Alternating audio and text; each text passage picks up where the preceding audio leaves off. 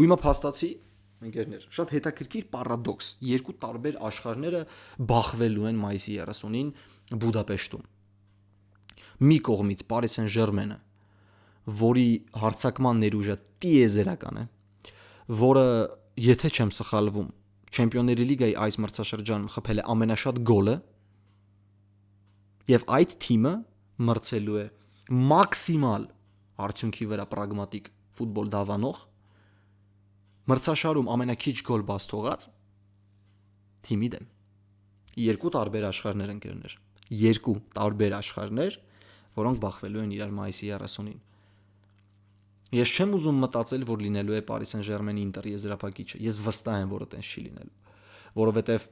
Arsenal-ն այնպիսի թիմ է, որ ինքը կարող է 120 րոպե, եթե պետք է խաղալ 0-ի վրա, ինքը կխաղա 0-ի վրա։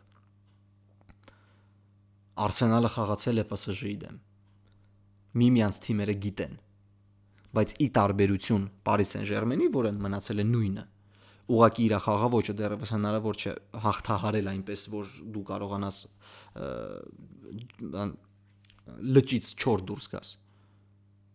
Arsenal-ը հմտացրել է պաշտպանությունը։ Arsenal-ը հիմքը դրել է պաշտպանության վրա։ Ու դա էլ ավելի է բարդացնելու Paris Saint-Germain-ին։ Ստեղ երկու խաղանի չի լինելու, ստեղ մեկ խաղ է լինելու։ Մեկ խաղ, որտեղ դու պետք է օգտագործես քո պահերը։ Երկուսն էլ պատրաստ են լինելու այս խաղին։ Ու գնալու է ֆանտաստիկ հանդիպում։ Կարծում եմ օրինաչափ է։ Ես ասել էի, Arsenal-ը եթե դուրս գա, օրինաչափ է, PSG Բավարիա զույգից դուրս գա, ով էր դուրս գա եզրափակիչ կրկին օրինաչափ է։